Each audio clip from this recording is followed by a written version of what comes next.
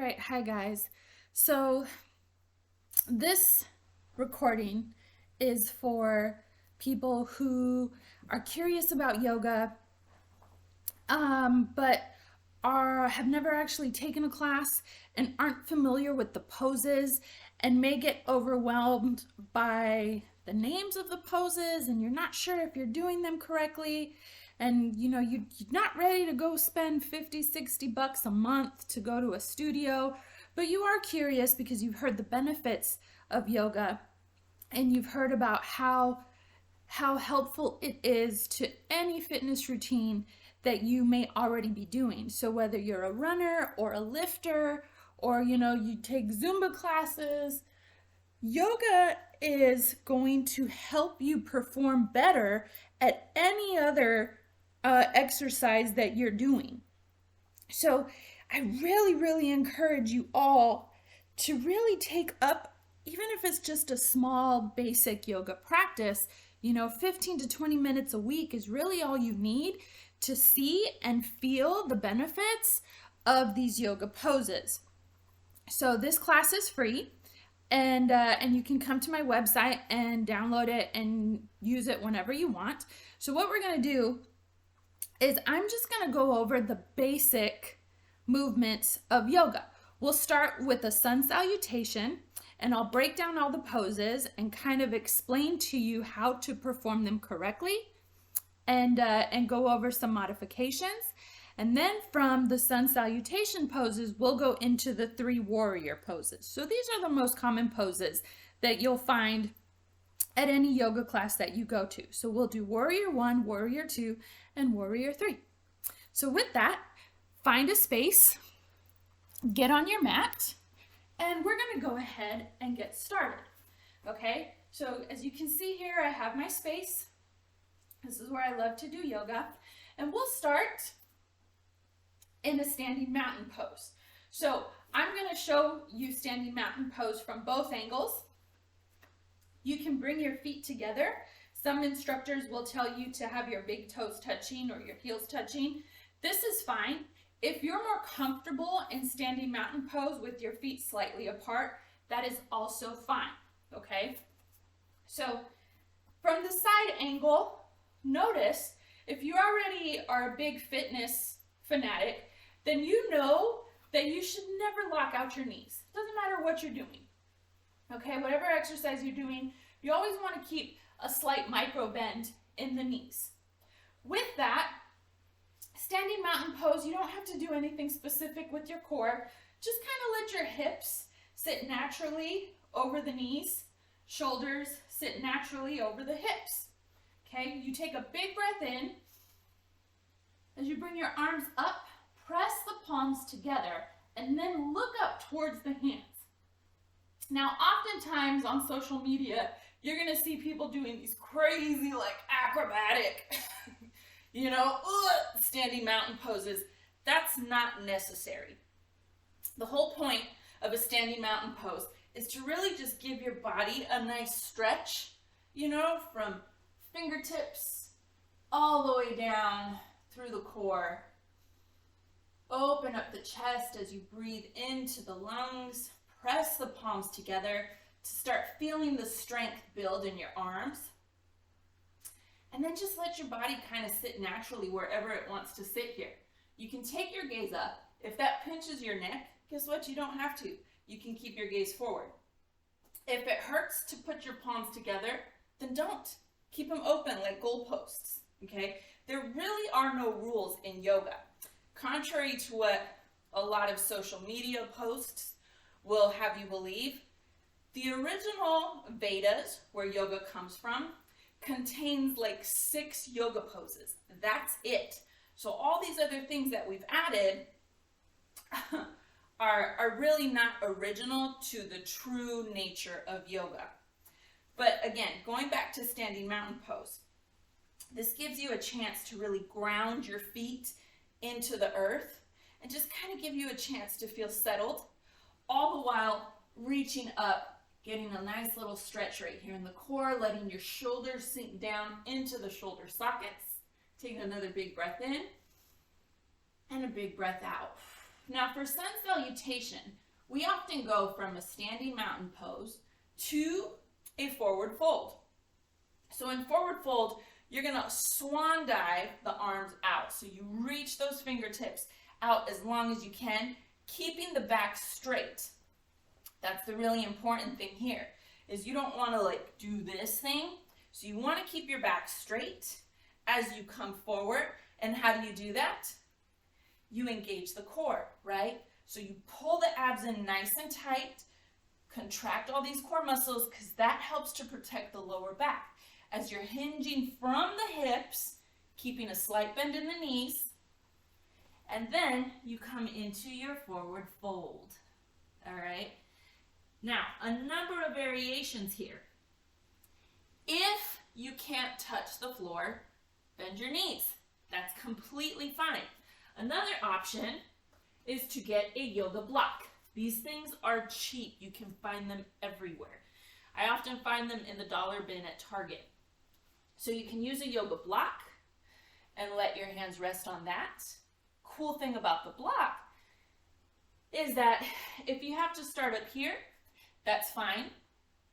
And the more you practice and the more flexible you get, then it allows you to take the stretch a little further, right? So then you start playing with the block and you place it wherever it feels good for your body to place it. In forward fold, knees bent, using the block or not, you really want to let the head and neck go. So hinging from the hips, bend in the knees, you just kind of let the entire upper body hang here. Notice that you're going to start to get a good stretch in the back of the legs. So you're going to feel it here in the hamstrings. You let all the tension in the shoulders release. You let the head and neck go. And let gravity pull the weight of your head down towards the floor. And that starts to elongate the spine. It feels wonderful. Take a big breath in. Big breath out. Now from here, in sun salutation, again, you'll often go into a flat back. Again, there are a number of variations. So flat back, whoop, I was hanging upside down a little too long. Flat back, you want to keep the flat back, but you also bring the chest up. You kind of look out just a little bit, just to kind of let the blood start to rush away from the head. Here are the options. You can take the hands, place them on the thighs.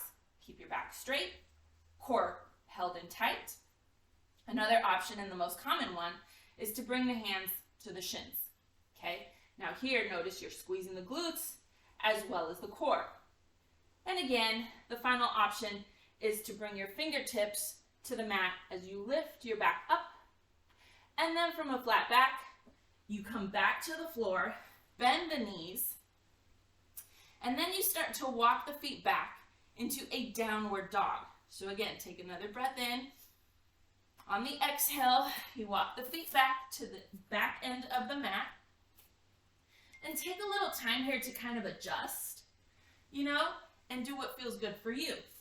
Feet, I like to keep my feet shoulder width apart.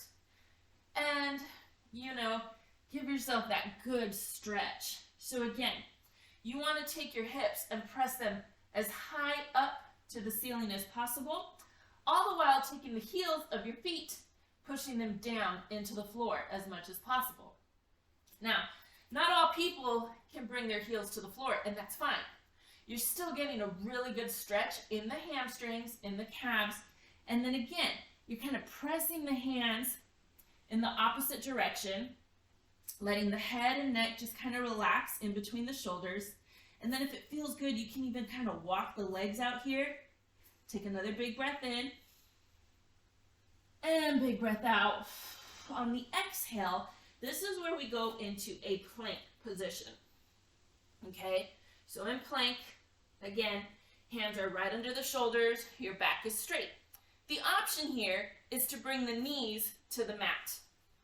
So from plank position, again, you take a big breath in, and then on the exhale, keeping the core tight, we go into what's called a chaturanga. So in chaturanga, You want to keep those elbows as close to the rib cage as possible as you bring the chest down without letting it rest on the floor. That's the challenge, right? So you're really engaging those tricep muscles. Oh, and it's hard. Even with my hips and my knees on the mat, I can still feel my triceps engaged. So from chaturanga, you inhale and go into an upward dog. All right, so upward dog is amazing. So let me just kind of talk about upward dog a little bit. In upward dog, the fact that you're kind of doing a backward bend in that position really gives, especially that lower spine, a chance to kind of open up and stretch out. And in today's day and age where we spend so much time sitting, right? We're sitting in front of the TV, we're sitting at the computer, we're sitting in the car, a lot of times we start to do this thing, right? The bad posture. So what we're doing when we sit like this, I'll pull my shirt up so just so you can kind of get a better visual, right? So when you're in this position, what's happening to the spine right here? You're really compressing, let me adjust.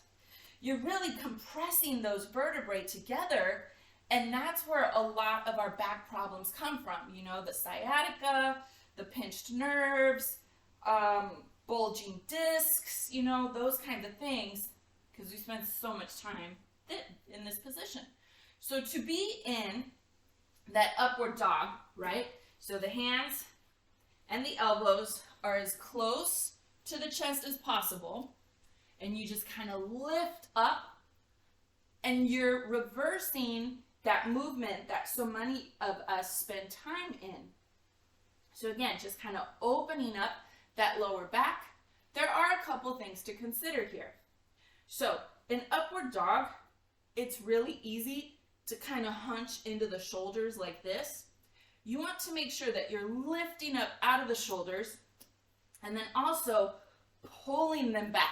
So you want to think about opening up your chest as much as possible and taking a big breath in and a big breath out. Now notice how my hips are lifted up off the mat, but if this is too much for you, then you don't have to do that. You can bring the hands out forward just a little bit and then just bring it up as high as is comfortable for you. Now, if you want something a little more challenging in your upward dog, then what you would do is come up, roll your shoulders back, open the chest, notice my feet, and then you lift the hips, the knees, and the shins up off the mat. Again, this is a challenging pose. From here, you tuck the toes underneath, exhale, and come back into your downward dog. From downward dog, we take our gaze up towards the hands, start to walk the feet up towards the front of the mat. Give yourself a second here, and forward fold. Then bend the knees, and we're gonna inhale all the way back up into a standing mountain pose. Looks like this. Press the palms together, exhale, give yourself a second to relax. So that is a complete sun salutation. I hope that I broke the poses down enough for you so that you can kind of understand. And if it helps, think about it as standing mountain, forward fold, flat back, down dog, plank, chaturanga, up dog, down dog again, forward fold, into standing mountain pose. So that's a total of 10 poses in your sun salutation. If you have any questions, please email me or contact me on Facebook.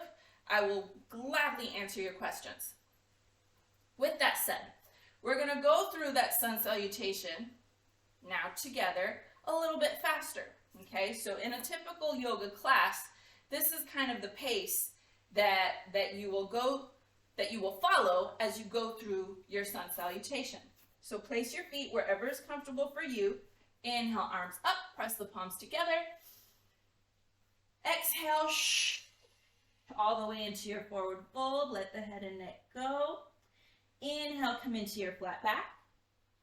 Exhale, hands to the mat. Slowly walk the feet back to your downward dog. Blow all the air out here. Then inhale, come into your plank. Exhale, drop into your chaturanga. You can bring the knees to the mat. Inhale, come into your upward dog. Exhale, tuck the toes underneath, and you're in downward dog again. Take your gaze up, and then start to walk the hands or the feet towards the hands. Inhale, arms all the way up. Exhale, hands to heart center. There's a full sun salutation flow. In my classes, I like to do 3 to 5 sun salutations, kind of based on what the goal of the class is. So there are always modifications. And if you sign up for Yoga Body Blast, then know that the routine is meant to get the heart rate up a little bit and to really challenge ourselves physically. So it's a yoga-based class that's more geared towards strength and endurance, okay? So if you take my Yoga Body Blast, you will see that the sun salutations are gonna have a few more modifications. And I'll show you those right now. So you start in standing mountain pose. Exhale, swan dive, all the way to the floor. Inhale, flat back. And then exhale from here, instead of walking the feet back in Yoga Body Blast, we bend the knees, jump them right into a plank. So it's more like a burpee. And you hold the plank for a few breaths, just to challenge ourselves in this plank pose. And of course you can drop the knees in chaturanga, but I encourage you to try to keep them off the mat as we go into the chaturanga, chest off the floor, immediately into your upward dog, squeezing the glutes, squeezing the legs. Exhale, down dog, take your gaze forward, and then we hop the feet up towards the hands. Inhale, and exhale, hands to heart center. So again, that is the breakdown of a sun salutation. So let's go into the warrior poses, because you will often find these in any yoga class that you take. So we'll start with warrior 1. Now in warrior 1, again, your feet are about hip width apart, slight bend in the knees. We'll take that front leg and step it back into a forward lunge. So in the lunge, notice the knees are facing forward, the hips are facing forward, belly button facing forward, chest and shoulders facing forward. We also do a lot of lunges in Yoga Body Blast. So the difference between a lunge and a warrior 1 is all in this back foot. So you take that back heel, pivot it towards an angle. So your hips naturally want to open up here. You keep that front thigh bent, but for this to be a warrior 1, what you want to do is not open the hips. You want to take the hips, and again, you want to keep them facing forward as much as possible with that back foot angled out. Now you can keep the hands on the hips, or you can bring them up overhead and hold it here. So you really want to sink into that front thigh, engaging all the muscles in that front thigh. But then also notice the stretch in that hip flexor. And again, it should feel so good. Because we spend so much time seated, our hip flexors are often tight and compressed. From warrior 1, we often go into a warrior 2, which is very easy because all you do now is open up the hips. Notice how that back foot went from an angle to opening all the way out to the side. The front foot stays facing forward, back foot opens up to the side, and now we open up those hips. So now our whole torso is facing the side, arms come out, and then you really sink into that front thigh. This is a warrior 2. Let's hold it for a little bit. Just so again, you can feel the strength building in both of those thighs, especially that front one. So you're gonna feel it here in the inner thigh. You're gonna feel that back leg really working hard to keep you in this position. Take a big breath. and exhale. So from here, you can, oftentimes people will cartwheel their arms back down to the floor to go into a lower front lunge, or you'll see this side angle pose a lot too. So what you do in side angle is you can take that front forearm, drop it to the thigh, keeping that leg bent, and then the opposite arm comes up.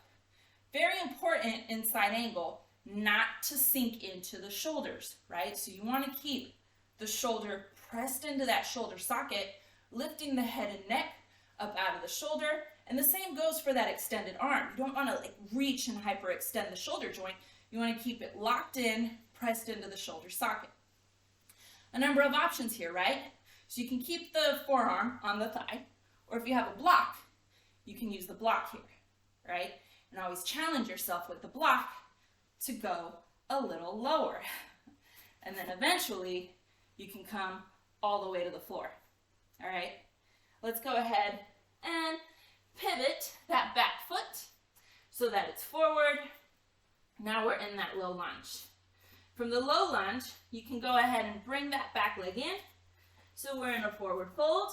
Inhale, arms all the way up to standing mountain. Exhale, hands to heart center. We're going to go into a warrior three, and then we'll finish there. So warrior three, again with the same leg.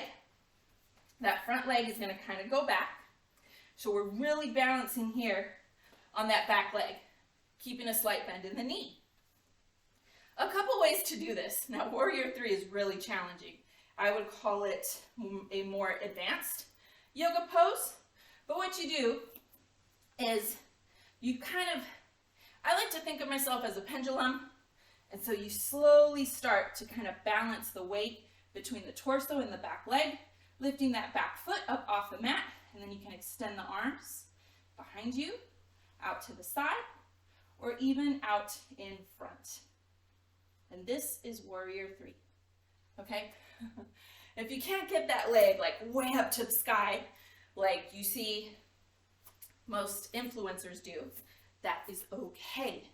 Most of those influencers are dancers anyways. They're not really even yogis, they're ballerinas. So of course they can do all these crazy contortions.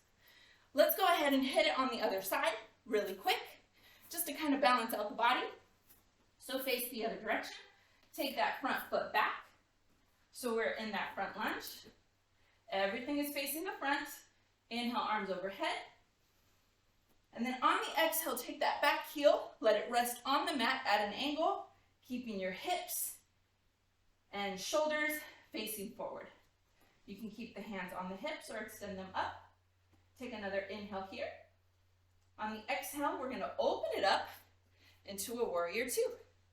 Take the time to kind of adjust the feet, adjust the hips. You want everything to feel good. Take another inhale. And then exhale, drop that forearm to the thigh and reach up. You can reach straight up or kind of take it over to the side. That'll give you a deeper stretch along the hip flexor and the core. You can stay here, use a block, or challenge yourself and come all the way to the floor. And then from here, cartwheel those arms all the way down to the floor. So we're in a low forward lunge. Take that back foot, step it in. Give yourself a breath here. And then inhale, come all the way up, standing mountain pose. Exhale, hands to heart center. Going into warrior three. I'm going to show you another option into going into warrior three. Take that front knee and just kind of bring it up towards the chest. So you balance here. Really pay attention to the breath. And then on the exhale, start to slowly bring that leg back.